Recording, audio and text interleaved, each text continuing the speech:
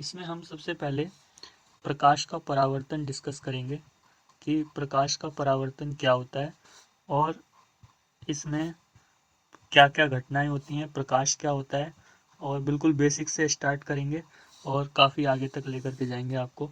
अगर मेरी राइटिंग आपको थोड़ा दिक्कत करे तो कृपया करके माफ़ कर देना, बट आपको समझ आ जाएगी, इसका मैं आपको विश्वास दिलाता हूँ। तो प्रकाश का मतलब होता है, अगर आप 10th क्लास के लेवल पे बात करोगे तो प्रकाश का मतलब होता है लाइट। इंग्लिश में लाइट बोलते हैं इसको। तो अब लाइट जो है हमारे घर में आती है, तो लाइट का मतलब है, एक तो होता है कि जो बिजली आ गई, हम जनरली बोलते हैं भाई लाइट आ गई, क्योंकि उससे बल्ब जलता है और रात में हमें दिखता है। तो और एक होती है सूरज से आने वाली लाइट। वो जो लाइट है उसे हम नहीं कहते कि भाई लाइट आ गई, क्योंकि वो तो कॉमन है, वो तो आती है ही, हमें पता है नेचर हमें देगी देगी, क्योंकि वो हमारी माता है और माता का काम होता है बिना कहे चीज़ को देना। तो जो हमारा लाइट है, वो जब भी लाइट आती है तो हमें काफ़ी खुशी होती है, क्योंकि हमारी आंखें चीज़ों को देख सकती हैं अब। तो लाइट का जो काम होता है वो होता है किसी भी चीज़ को दिखाना। अब अगर मान लो कोई भी चीज़ अंधेरे में पड़ी हुई है, हमें उसका कुछ भी नज़र नहीं आएगा, तो लेकिन जैसे ही हमें लाइट जलाएंगे, लाइट से क्या होगा कि लाइट हमारी आंखों में ऐसी सेंसेशन पैदा करती है, ऐसी संवेदनशीलता पैदा करती है कि उससे हम चीज़ों को देख पाते हैं। और जैसे ही चीज़ें दिखती हैं तो हमारी लाइफ बहुत आसान हो जाती है और आँखों का बहुत फ़ायदा होता है। तो लाइट के बेस पर ही आँखें काम करती हैं। इसकी जब से खोज हुई है, काफ़ी मतलब काफ़ी आसान हो गई है लोगों की ज़िंदगी, 24 घंटे लोग काम कर पाते हैं। बट आप लोग अपनी बैलेंस बना के चलना। अब हमें चीज़ें दिखती कैसे हैं? हमें चीज़ें जब भी दिखती हैं तो प्रकाश का काम क्या होता है? चीज़ों को दृश्यमान बनाना, दृश्य के योग्य बनाना। तो आइए हम इसकी डेफिनेशन लिख लेते हैं एक बार, कि प्रकाश जो होता है, प्रकाश एक प्रकार की एक प्रकार की ऊर्जा है। एक प्रकार की, कहते हैं ना लाइट एक एनर्जी है। प्रकाश एक प्रकार की ऊर्जा है जो जो हमारी ऊर्जा है जो हमारी आंखों में आंखों में संवेदनशीलता पैदा करके, संवेदन संवेदनशीलता का मतलब होता है सेंस पैदा, सेंस मतलब सेंसेशन पैदा करना। तो संवेदनशीलता, आंखों में संवेदनशीलता पैदा करके, आंखों में संवेदनशीलता पैदा करके पैदा करके चीज़ों को दृश्यमान बनाती है। चीज़ों को कैसे बनाती है? देखने योग्य बनाती है चीज़ों को, या ऐसे लिख लो आप, देखने लायक बनाती है, क्योंकि बहुत थोड़ा सा टेक्निकल वर्ड हो जाएगा। दृश्यमान पैदा करके चीज़ों को देखने लायक बनाती है, देखने लायक बनाती है। इस वीडियो में हम अच्छे से डिस्कस करेंगे। ऐसे नोट्स मैं आपको लिखवा रहा हूँ ताकि आप अपने नोट्स बना सको और अच्छे से एग्जाम में उनको रिप्रोड्यूस कर सको, लिख सको और अच्छे नंबर ला सको। तो अब हमें चीज़ें दिखती कैसे हैं? जब लाइट टकरा करके, किसी भी चीज़ से टकरा करके, जैसे मान लो कोई भी चीज़ रखी है लाइट, जैसे मान लो ये कोई मान लो ऐसे करके कोई बॉक्स है, ठीक है। अब ये हमें दिखेगा कैसे? ये जब दिखेगा, जब इससे यहाँ पे मान लो हमारी आँख है, ये ऐसे करके हमारी आँख है सपोज। तो अगर मान लो लाइट पहले इस पर आए, ठीक है, और फिर टकरा करके इससे हमारी आँखों पे आए, तो हमारा आँख से फिर इमेज बनेगा, आँख के अंदर प्रतिबिंब बनेगा, और हमारा दिमाग ये पता लगाएगा कि अच्छा ऐसा प्रतिबिंब बन रहा है, तो ये फलानी चीज़ है। इसका नाम कुछ भी रख दो, कोई बक्सा रख दो या कुछ भी रख दो, जो आपको कोई भी चीज़ हो सकती है। तो जब भी लाइट हमारी आंखों पे पहुंचती है किसी भी चीज़ से टकरा करके, तो क्या होता है, हमारी आंखें उसे पहचान पाती, आंखें नहीं पहचानती हैं, आंखों का काम होता है इमेज बनाना, ठीक है। आंखों का क्या काम होता है? इमेज बनाना या फिर प्रतिबिंब बनाना, किसी भी चीज़ का प्रतिबिंब बनाना। बिंब बोलते हैं वस्तु को और प्रतिबिंब बोलते हैं उसकी इमेज को। तो जब भी कोई प्रतिबिंब बनता है हमारी आंख में, ये तभी बनता है जब उससे लाइट टकरा करके हमारी आंखों पे वापस आती है। तो इसीलिए हम फिर हमारे दिमाग में उस प्रतिबिंब की सेंसेशन जाती है, और ये प्रोसेस इतनी जल्दी होता है कि हम इसकी कल्पना भी नहीं कर सकते। तो इसलिए ये बहुत ही, नेचर ने हमें, हमारे माइंड को बहुत पावरफुल बनाया है, और ये इतनी जल्दी हम चीज़ों को पहचान लेते हैं और कितनी ज़्यादा उसमें घटनाएं हो रही होती हैं। पहले उसका वो चीज़ उस चीज़ से टकरा करके हमारी आंखों में लाइट जाती है। लाइट के जाने के बाद क्या होता है कि टकरा करके फिर हमारी आंखें उसे देखती हैं, इमेज बनाती हैं, और फिर उसके बाद में दिमाग में सेंसेशन जाती है कि भाई अगर ऐसी इमेज बन रही है तो ये फलानी चीज़ है।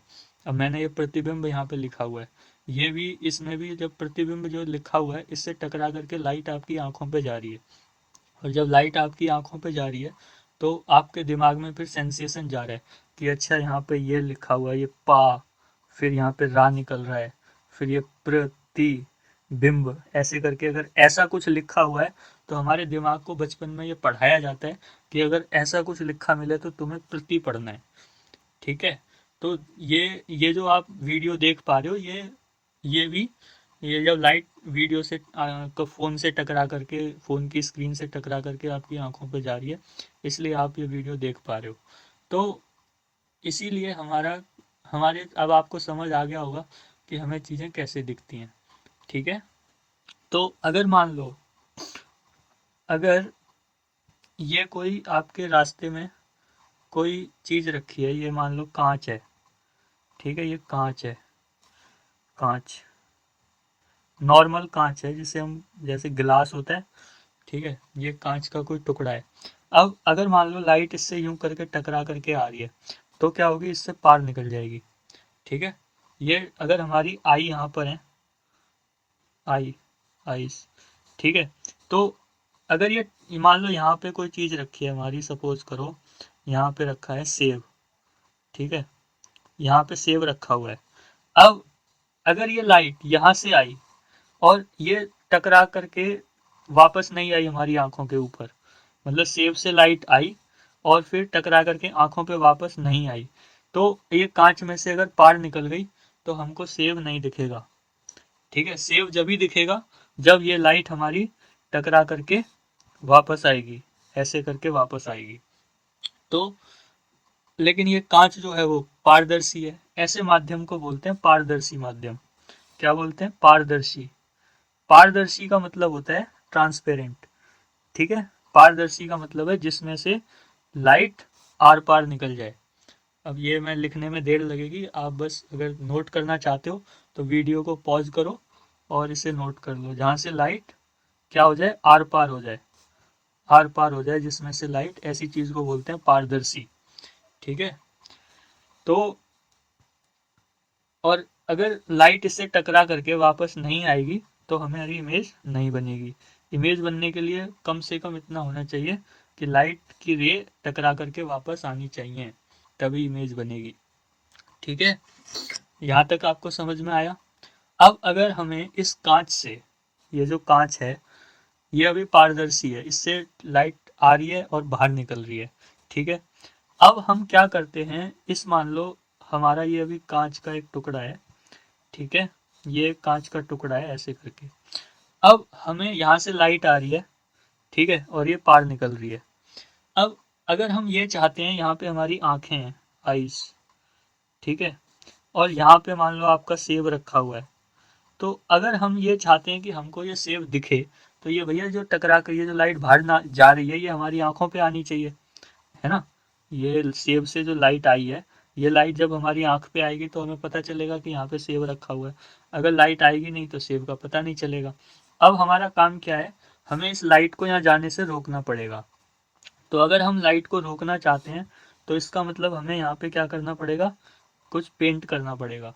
और ये जो पेंट होता है, ये जो, इसको बोलते हैं पॉलिश। ठीक है, इसको क्या बोलते हैं, पॉलिश, पॉलिश करना। और अगर आपने इस दर्पण के ऊपर, अब ये क्या बन गया, दर्पण बन गया। मैंने एक कीवर्ड यूज किया, क्या किया, दर्पण। अब तक मैं दर्पण वर्ड का यूज नहीं किया था क्योंकि मैंने आपको समझाया नहीं था। जैसे ही हमने इस दर्पण बनाने के लिए इस कांच के ऊपर पॉलिश कर दी, ये क्या बन गया, दर्पण बन गया। दर्पण को क्या बोलते हैं, मिरर बोलते हैं। जो आप अपना फेस देखते हो ना घर में, मिरर में, शीशे में, उसे बोलते हैं मिरर। ठीक है, जिसमें आप अपने बालों को संवारते हो, उसे मिरर बोलते हैं। जो ड्राइवर गाड़ियों में लगा रहता है उसे मिरर बोलते हैं। वो सारे दर्पण होते हैं जिससे ड्राइवर गाड़ी चलाते टाइम देखते हैं। तो अब क्या होता है, जब हम इस पर पॉलिश कर देते हैं तो अब लाइट को बाहर जाने का रास्ता नहीं मिलता है, तो ये लाइट यहाँ पे जाती नहीं है। अगर ये यहाँ नहीं जाएगी तो क्या करेगी, ये टकरा करके हमारी आंखों पे आएगी, और जैसे ही हमारी आंखों पे आएगी हमको सुंदर सुंदर सेब दिखेगा, और जैसे ही वो हम एप्पल को देखेंगे हम खुश हो जाएंगे, वाह कितना सुंदर एप्पल है। ठीक है, तो इससे हमें पता चलेगा कि यहाँ पर एप्पल है। ये होता है लाइट का कमाल, ये होता है इस पॉलिश का कमाल, ये होता है इस दर्पण का कमाल, सेब को दिखाने के लिए। तो होपफुली आपको इतना समझ आया होगा। अब एक क्वेश्चन और होता है यहाँ पर, मैं डिफरेंट डिफरेंट कलर्स से आपको ये समझा रहा हूँ, मैं हरा कलर यूज़ कर रहा हूँ, मैं लाल कलर यूज़ कर रहा हूँ, लेकिन खींच तो मैं एक लाइन ही रहा हूँ ना। अब एक लाइन आपको हरे कलर की दिख रही है, एक लाइन आपको लाल कलर की दिख रही है, इसका क्या कारण है? इसका कारण ये है कि ये जो लाल कलर की जो लाइन दिख रही है ना, अब देखो जो लाइट होती है, लाइट जो होती है, हमारी लाइट जो होती है उसमें 7 रंग होते हैं नॉर्मली। वैसे लाइट क्या है ये हम बाद में डिस्कस करेंगे, ये बहुत डिटेल्ड टॉपिक है, बट अभी मैं आपको बस बेसिक आइडिया दे रहा हूँ कि इसमें 7 रंग होते हैं। कितने रंग होते हैं? जो हमारी आंखों को दिखते हैं, जो नहीं दिखते उनके बारे में हमें पता नहीं है, लेकिन जो दिखता है वही बिकता है। ठीक है, तो 7 रंग ही बिकते हैं मेनली, बाकी तो उनके मिक्सिंग होती है। तो जो दिखता है वही बिकता है, और वो कौन कौन से कलर होते हैं उनको बोलते हैं हम विव ग्योर।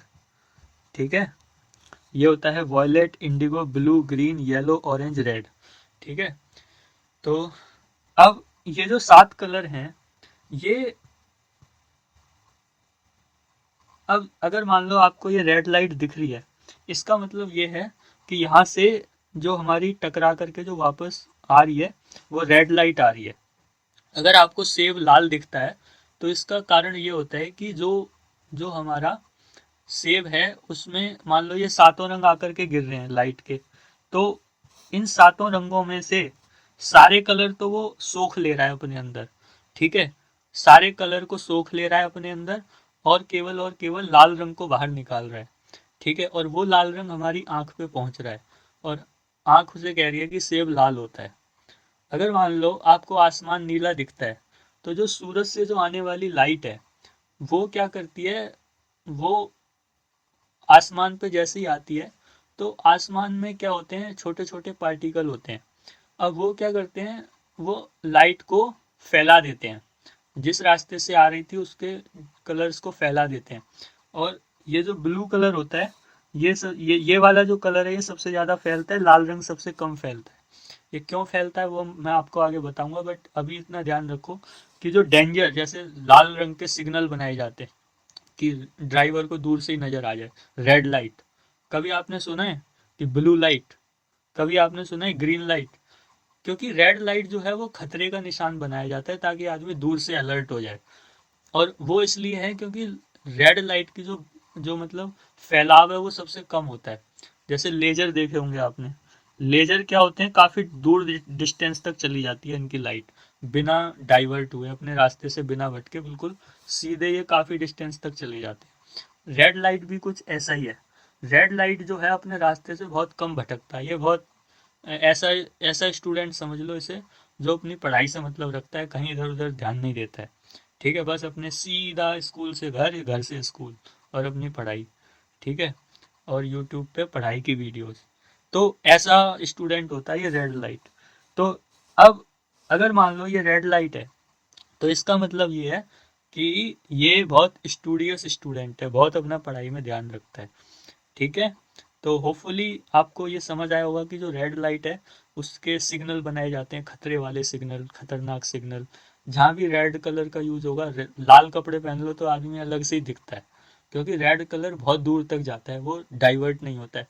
ब्लू कलर है, नॉर्मल कलर है, हल्का कलर है, तो वो ज़्यादा दूर से पहचान में नहीं आता है। तो इसलिए लोग जो मतलब लाइट कलर्स को ज़्यादा पसंद करते हैं। ठीक है, तो अब हम चलिए अपने टॉपिक पे आते हैं दोबारा से। तो जो हमारा सेब था वो लाल क्यों होता है, क्योंकि लाल उससे टकरा करके लाल जो रेड वाली जो लाइट है, ये 7 रंग होते हैं लाइट में, तो जब रेड लाइट हमारी आंखों पे पहुंचती है तो हम कहते हैं सेब लाल है। बाकी के जो कलर होते हैं, बाकी के 6 कलर, वो ये समझ लो कि उसमें वो उसको सोख लेता है ज़्यादा। जो जो मेन जो कलर हमें दिखता है, जैसे मान लो अब आपको आस कोई भी चीज़ है, मतलब ना आपको पूरी लाल दिख रही है ना हरी दिख रही है, तो मिक्सचर सा दिख रहा है, इसका मतलब है कि उसमें से कुछ रंग को एब्जॉर्ब कर रहा है, लेकिन सारा का सारा एब्जॉर्ब नहीं कर पा रहा है वो। अब और उसमें से कुछ हरा कलर वापस आ रहा है लौट के हमारी आंखों पे, तो हमें वही कलर दिखता है जो लौट करके वापस आता है। ठीक है, तो अब देखो कुछ हम प्रकाश के गुण पढ़ेंगे। ठीक है, अब क्या पढ़ेंगे, प्रकाश की कुछ प्रॉपर्टीज पढ़ेंगे। तो प्रकाश के गुण या फिर प्रॉपर्टीज, क्या गुण पढ़ेंगे। सबसे पहला गुण है कि प्रकाश जो है वो सीधी रेखा में चलता हुआ लगता है। अब ये वर्ड आपको थोड़ा सा अटपटा सा लग रहा होगा, ये क्या बोल रहा है। हमने तो पढ़ा था यार बचपन से कि प्रकाश सीधी रेखा में चलता है।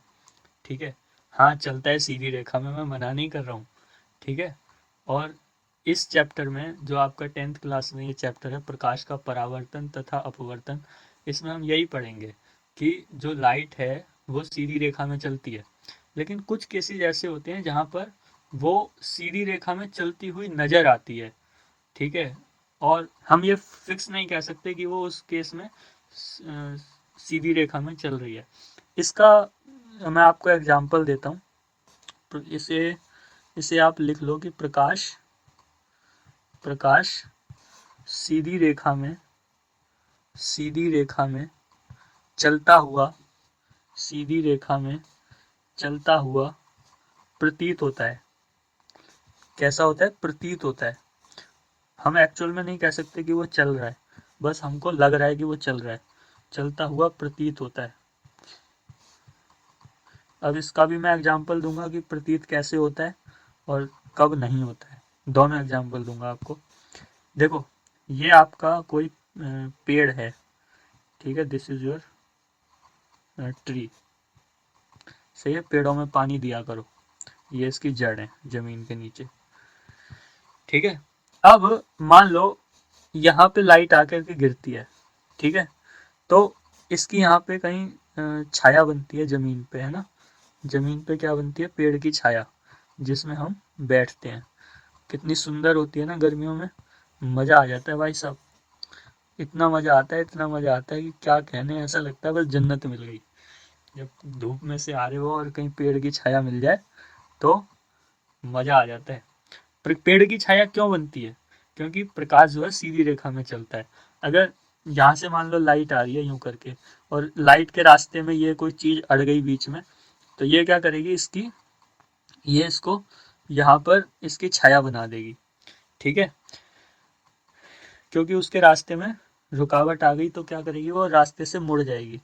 ठीक है, रुकावट जो होती है रास्ते से, या तो अगर वो मतलब अपारदर्शी है तो लाइट उसमें खपत हो जाएगी, लाइट उसमें एब्जॉर्ब हो जाएगी, कुछ बाहर निकलेगी, लेकिन ज़्यादातर लाइट जो है वो इसमें एब्जॉर्ब हो जाएगी। ठीक है, देखो लाइट की ना तीन चीज़ें होती हैं, मैं आपको बताता हूँ।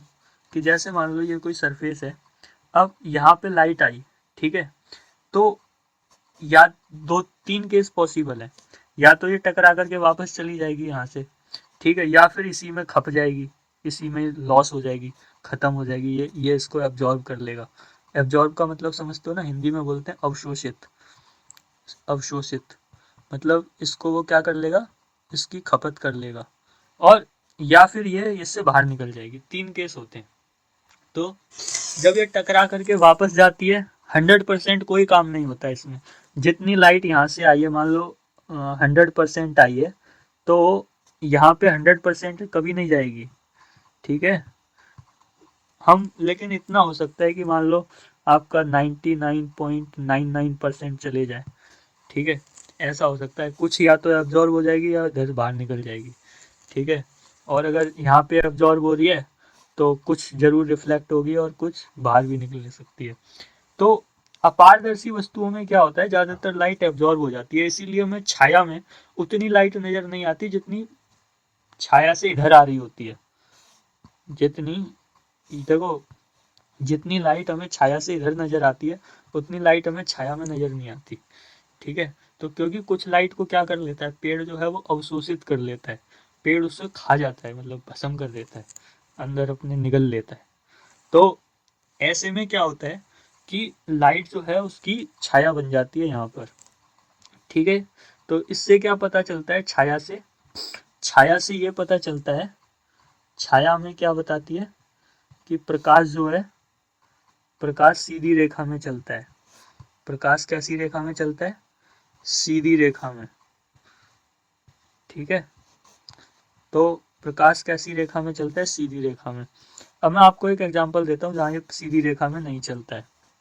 जैसे मान लो ये एक कोई कागज है, ठीक है। मैं पूरा 2D फिगर नहीं बना रहा हूँ। अब आपने यहाँ पर कुछ, मान लो उस ब्लेड से काट दिया कागज को, ऐसे करके मान लो ये कोई कागज था, इसे यहाँ बीच में से काट दिया हल्का सा, ठीक है। तो ये ऐसा बन गया। अब मान लो लाइट यहाँ से आ रही है, यूं करके ये लाइट आई, तो यहाँ पे मान लो आप कोई आपकी दीवार या स्क्रीन या कुछ भी हो, ठीक है। अब जब लाइट इसमें से बाहर निकलेगी यूं करके, तो अगर ये सीधी रेखा में चलती है तो जितना हिस्सा हमने यहाँ पे काटा है उतने ही हिस्से में से लाइट को यहाँ पहुंचना चाहिए, और बाकी सब जगह यहाँ इधर उधर सब जगह अंधेरा होना चाहिए। लॉजिक तो यही कहता है, ठीक है। यहाँ पे भी अंधेरा, यहाँ पे भी अंधेरा, पूरा अंधेरा होना चाहिए जैसा पहले था, क्योंकि लाइट केवल इतने हिस्से से ही बाहर निकल रही है ना। और लेकिन हो एक्चुअल में होता क्या है, यहाँ पर भी, यहाँ पे तो सबसे ज़्यादा लाइट पहुँचती है, यहाँ पे बहुत चांदना होता है इस इलाके में। लेकिन एक्चुअल में क्या होता है, थोड़ी बहुत लाइट यहाँ भी पहुँच रही होती है, मतलब इस पॉइंट पे, इस पॉइंट पे, इस पॉइंट पे, यहाँ भी चांदना हो जाता है। तो यहाँ मान लो आपकी टॉर्च है, ठीक है, ये आपका कागज है, इसको आपने थोड़ा सा काट दिया है। तो जब ये लाइट अपने रास्ते से फैल जाती है, ठीक है, और इसी फैलने की घटना को हम बोलते हैं विवर्तन। ये 12th का टॉपिक है, लेकिन डेफिनेशन आपको बता दी है कि जो विवर्तन है वो ये कहता है कि प्रकाश जो है, प्रकाश प्रकाश एक प्रकार की तरंग है। प्रकाश एक प्रकार की क्या है, तरंग है, मतलब वेव है, ठीक है। तो तरंग है। तो जो लाइट जब अपने रास्ते से सीधा जाने के बजाय जब वो फैल जाती है, तो हम कहते हैं कि लाइट जो है वो, ये इससे ये पता चलता है कि जो लाइट है वो सीधी रेखा में चलती हुई बस नज़र आती है, लेकिन चलती नहीं है, ठीक है। तो डिफरेंट सर्कमस्टांसेस में हम लाइट की डिफरेंट परिभाषाएं लेंगे, लेकिन हमारे लिए सबसे इम्पोर्टेंट है कि हम जो भी पढ़ रहे हैं उसे पूरा पढ़ लें, ठीक है। तो इसलिए जो भी आपकी मैं पूरा उसमें कवर करने की सोच रहा हूँ। एक्चुअल में क्या होता है, प्रकाश जो है ना, प्रकाश ये कण प्लस तरंग दोनों प्रकृति को शो करता है, कण प्लस तरंग, ठीक है। तो दोनों प्रकृतियों को शो करता है, ये केवल एक प्रकृति को शो नहीं करता है। जैसे मान लो अब आपका क्या होता है कि आप 12th में पढ़ोगे कि उसे प्रकाश वैद्युत प्रभाव बोलते हैं। मान लो ये आपका कोई धातु है, ठीक है, धातु का कोई सरफेस है। अब इस पे मान लो हम लाइट गिराते हैं, ऐसे करके लाइट गिराते हैं, ठीक है।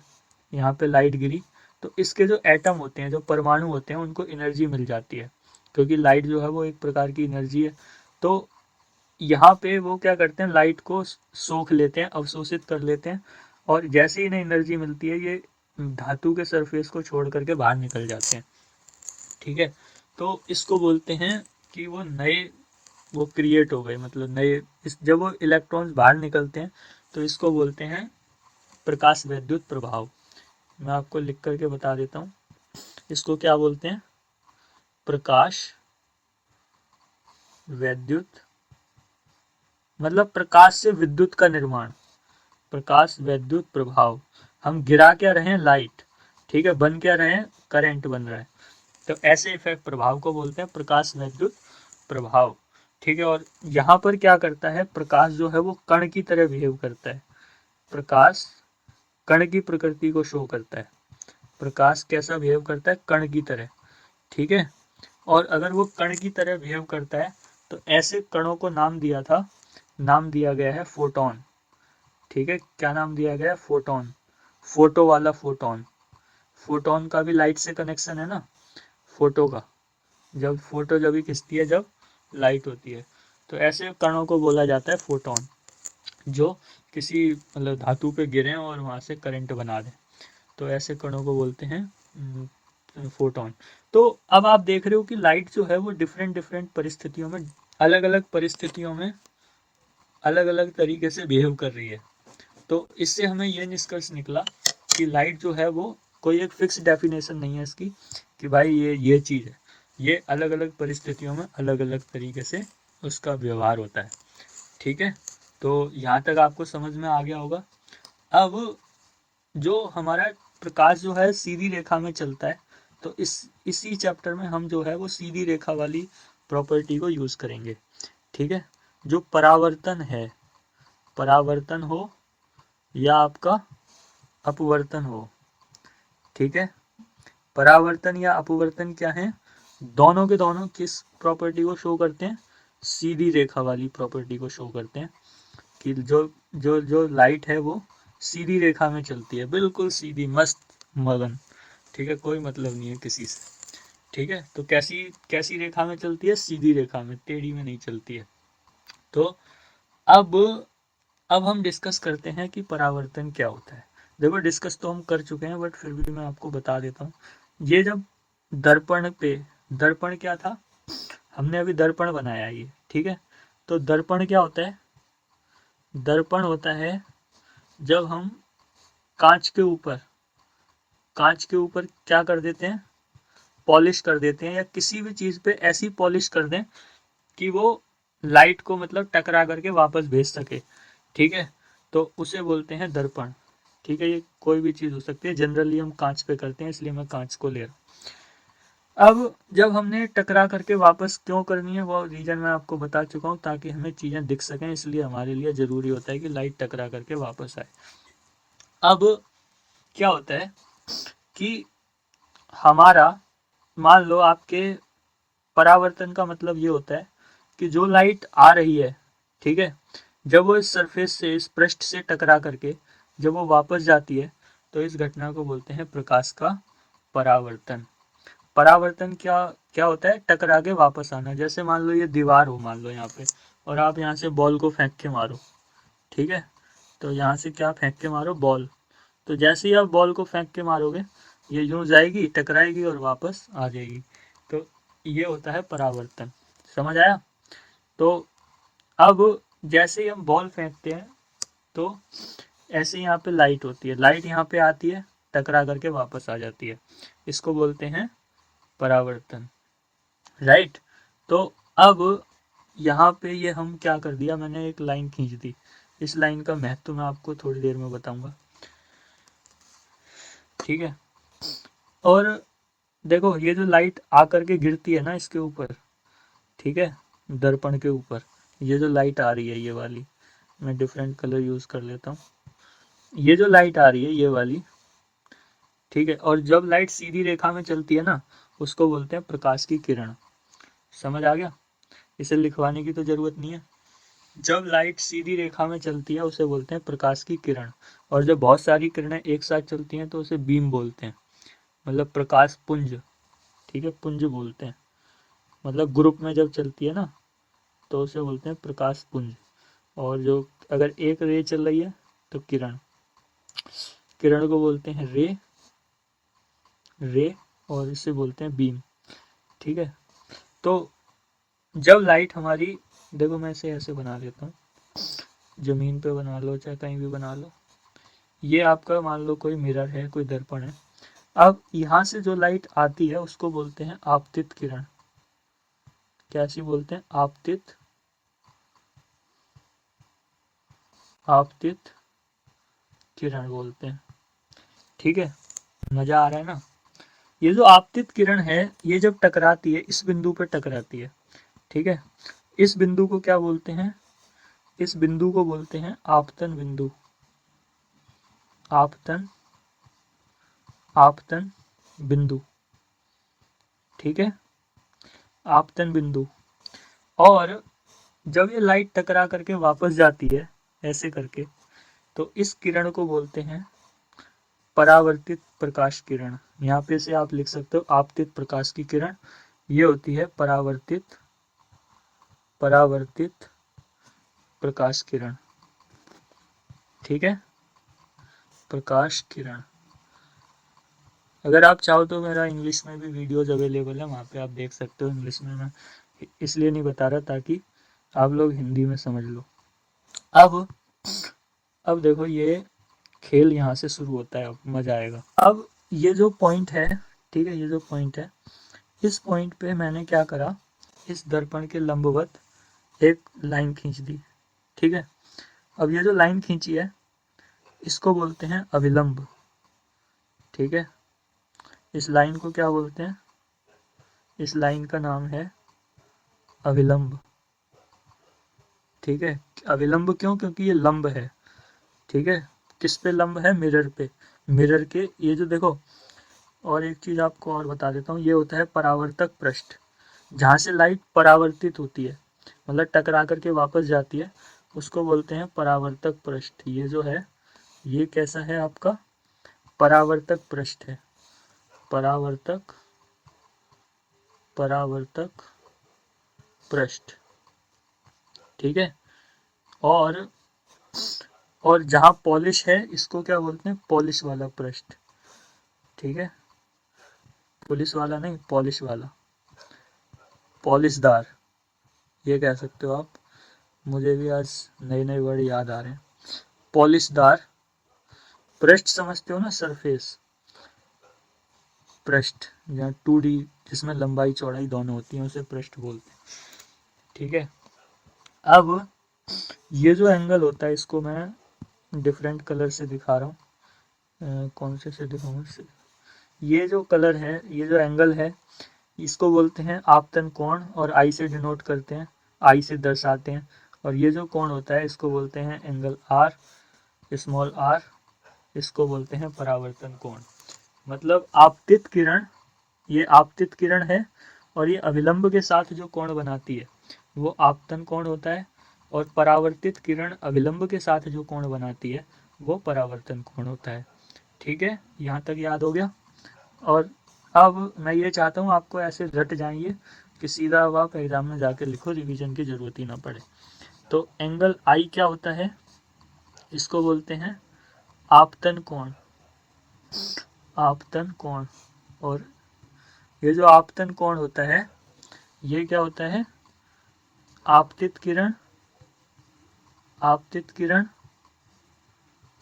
तथा अविलंब के बीच का कोण, आपतित किरण तथा अविलंब के बीच का कोण। ठीक है, ये नोट्स बना लो, काफी काम आएंगे आपके। अविलंब के बीच का कोण, अगर आप नोट्स बनाते हो अपने हाथों से लिखते हो तो वो आपकी चीजें परमानेंट हो जाती हैं दिमाग में, फिर आप उन्हें भूलते नहीं हो। जैसे मैं आपको अभी पढ़ा रहा हूँ, मैं भी कभी पढ़ा था इन्हें, वहाँ पे अच्छे अच्छे नोट्स बनाए थे दिल लगा के, तो आज मुझे याद है वो चीज़ें, इसीलिए पढ़ा पा रहा हूँ आपको, नहीं तो मैं भी कहीं बिना ऐसे ही घूम रहा होता। एंगल आर क्या है, परावर्तन कोण। ठीक है, अब परावर्तन कोण कौन सा कोण है, परावर्तित किरण और अविलंब के बीच का कोण। तो परावर्तन कोण कौन सा कोण है, परावर्तित परावर्तित परावर्तित किरण। और अब इस अविलंब की डेफिनेशन भी हम अभी देखेंगे, ये क्या होता है, परावर्तित किरण तथा अविलंब के बीच का कोण। ठीक है, अविलंब, नॉर्मल बोलते हैं इसको, परपेंडिकुलर, अविलंब के बीच का कोण, बीच का, इन दोनों के बीच का जो एंगल होता है उसे क्या बोलते हैं, कोण। समझ गए, यहाँ तक कोई परेशानी? अरे आई नहीं सकती यार, मजा आ रहा होगा मुझे लग रहा है आपको, है ना, बहुत मजा आएगा। और ये जो एंगल आर है ये हो गया आपका परावर्तन कोण। ठीक है, अब हम देखते हैं अविलंब क्या होता है। अब अविलंब का मतलब होता है कि परावर्तक पृष्ठ पर खींची गई काल्पनिक रेखा। ठीक है, दर्पण के ये कल्पना में होता है, ये होता नहीं है रियल में। ठीक है, दर्पण के परावर्तक पृष्ठ पर, परावर्तक पृष्ठ कौन सा होता है, जहां से लाइट टकरा करके वापस जा रही है, मतलब पॉलिश वाले से दूसरे वाला। दर्पण के परावर्तक परावर्तक दर्पण के परावर्तक पृष्ठ पर लंबवत खींची गई, लंबवत का मतलब होता है 90 डिग्री पे, लंबवत खींची गई काल्पनिक रेखा। समझ गए होगे आप मैं कौन सी काल्पनिक रेखा की बात कर रहा हूँ। खींची गई काल्पनिक रेखा, काल्पनिक का मतलब होता है जो रियल नहीं है। ठीक है, बस सोच लिया गया है कि हाँ कोई चीज होगी।